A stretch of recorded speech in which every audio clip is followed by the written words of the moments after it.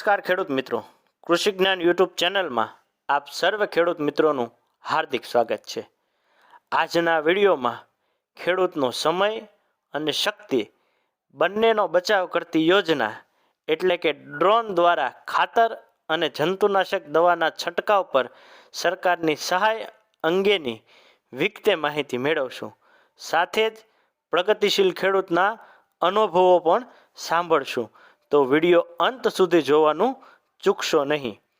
ખેડૂત મિત્રો, આવી જ કૃષિ વિષયક માહિતી મેળવવા માટે અમારી કૃષિ જ્ઞાન યુટ્યુબ ચેનલને સબસ્ક્રાઈબ કરો અને બાજુમાં આપેલા બેલ આઇકોન દબાવવાનું ચૂકશો નહીં, જેથી અમારા તમામ વિડીયો આપના સુધી ઝડપથી પહોંચે। ડ્રોનથી દવા અને ખાતરનો છંટકાવ એ ખૂબ જ અગત્યની અને ખેડૂતોને લાભકારક યોજના છે।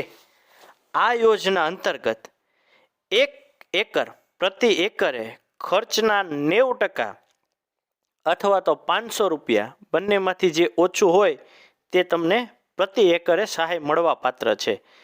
અને વધુમાં વધુ 5 એકરની મર્યાદામાં એટલે કે વધુમાં વધુ 2500 રૂપિયા સુધીની પ્રતિ ખેડૂત તમને સહાય મળશે।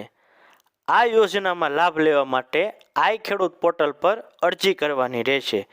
આઈ ખેડૂત પોર્ટલ પર અરજી કરવાનો સમયગાળો 24/4/2025 થી 15/5/2025 સુધીનો રહેશે। તો ચાલો આ યોજનાનો લાભ મેળવેલ ખેડૂતના અનુભવો તેમની ભાષામાં સાંભળીએ। ભાઈ, આજે આપણે ઘોઘા તાલુકાના નાના ખોખરા ગામ ખાતે એક પ્રગતિશીલ ખેડૂતની મુલાકાતે આવ્યા છીએ। તો એણે ચીલા ચાલુ ખેતી પદ્ધતિ સિવાય નવી ખેત પદ્ધતિ અપનાવી છે, એની વિશે આપણે માહિતી લઈશું। તો સૌપ્રથમ તમે તમારું નામ અને તમારું ગામ જણાવો।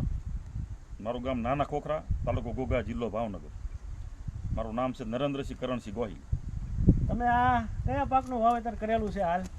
દેશી વાલ છે, આને ઉતામણી વાલ કહેવાય। બરોબર। આમ અંદાજે કેટલા મહિનાનો પાક થાય છે? 6 થી 7 મહિના। 6 થી 7 મહિનાનો પાક થાય છે।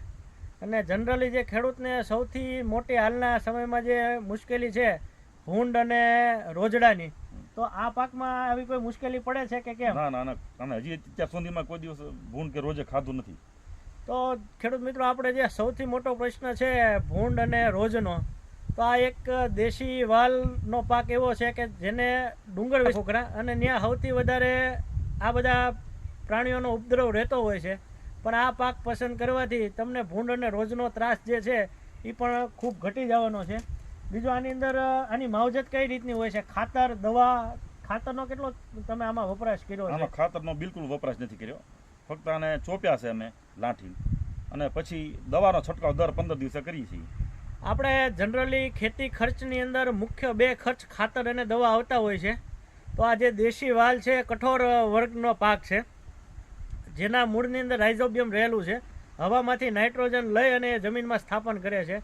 એટલે આ પાકની અંદર તમારે ખાતરનો બિલકુલ વપરાશ કરવાની જરૂરિયાત રહેતી નથી। તમારો જે ખાતરનો ખર્ચ છે એ આની અંદર 100% સુધી આપણે ઘટાડી શકીએ છીએ।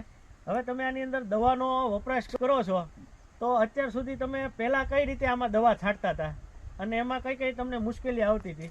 પહેલાં હાથના પંપથી દવા છાંટતા, ઇલેક્ટ્રિક પંપથી, પણ એ નાના છોડવા હતા ત્યાં સુધી વાંધો, પણ જ્યારે વહેલા ભેગા થયા પછી ચાલવામાં તકલીફ પડે। જે મજૂર આખા દિવસમાં 30 પંપ છાંટતો એ 10-12 પંપ ન છાંટી શકે।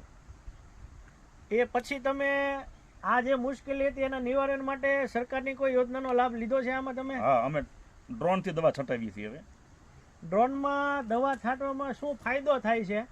પંપથી દવા છાંટતા હતા એમાં કેટલી મહેનત લાગતી હતી, કેટલો સમય લાગતો હતો, અને ડ્રોનથી દવા છાંટો છો એમાં કેટલો સમય અને કેટલી મહેનત લાગે છે? જ્યારે મજૂરથી દવા છાંટતા પંપથી અમે, ત્યારે 2 દિવસ થતા 3 મજૂરને, એટલે રૂપિયા વધારે જતા, સમય વધારે જતો, અને જ્યારે દવા ઉપર છંટાતી નીચે જીવાતો એમનામ રહી જતી। પણ ડ્રોનથી ફાયદો છે, પ્રેશરથી અને હવાથી જે વહેલા આઘાત જતા રહે દૂર, અને છેક જમીનના તળિયા સુધી દવા છાંટી શકાય છે। એટલે જીવાત મરી જાય, ઓછા ખર્ચે અને ઓછા સમયે અને ઓછી દવાએ સારો ફાયદો થાય છે। જ્યારે લોકો હાથના પંપથી, ઇલેક્ટ્રિક પંપથી જ્યારે દવા છાંટતા હતા ત્યારે એને આ 8 એકર જેટલી જમીન છે એની અંદર દવા છાંટવામાં અંદાજે 3 મજૂરને 2 દિવસ જેવો ટાઈમ લાગતો હતો।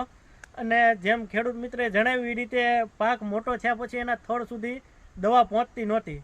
પણ એને ડ્રોનથી છંટકાવ એને ચાલવામાં પણ પાકની વચ્ચે- તકલીફ પહેલા 30 પંપ છાંટાતા, પછી 10 12 15 પંપ છાંટી નો આખા દિવસમાં. એ જ્યારે ચાલે ત્યારે એનું જે ફ્લાવરિંગ છે એ ખરી જવાનું, પાકને નુકસાન થવાનો બધા પ્રશ્નો રહેતા હતા. ડ્રોનથી દવા છટાવવાના લીધે એક તો ડ્રોનના પ્રેશરથી દવા એના ઠેઠ મૂળ સુધી જાય છે, થડ સુધી જાય છે. જમીન ઉપર રહેલા કે છોડની નીચે રહેલા કીટકો છે એને પણ આપણે નાશ કરી શકીએ છીએ.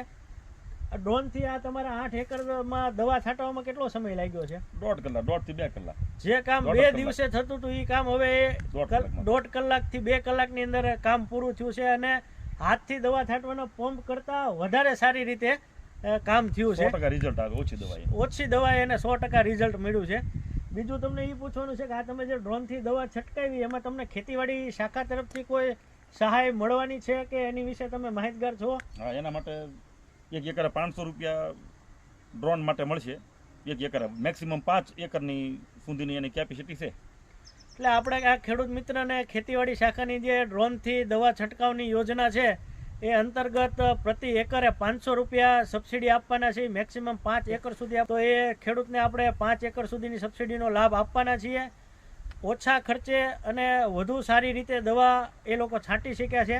બીજું ઘણી બધા ખેડૂતો એવું કહેતા હોય છે કે તમે ડ્રોનથી દવા છાંટો તો એના પ્રેશરને લીધે ફ્લાવરિંગ ખરી જાય, પાકને નુકસાન થાય. તો તમને એવો કોઈ પ્રશ્ન જોવા મળ્યો છે? ના, સારું જે ફ્લાવરિંગ છે એ નથી કરતું. જેમ એમાં મૃત ફ્લાવરિંગ હોય, જે મરેલું, જેનો જવાડ થઈ ગયો એ જ કરે ખાલી. આમાં સારું ફ્લાવરિંગ ખરતું નથી કરતું. તો હવે પછી બીજા રાઉન્ડમાં જ્યારે તમે દવા છાંટવાના છો ત્યારે ડ્રોનને પ્રાથમિકતા આપવા માંગો છો કે તમારી જે જૂની પદ્ધતિ છે એનાથી તમે? ડ્રોનથી જ છંટકાવ કરવા માંગીએ છીએ. જેના સરકારની સહાયની છે ફાયદો થશે, દવાઈ ઓછી જોઈશે અને સમય ઓછો ખર્ચો છે, રિઝલ્ટ સારું આવશે.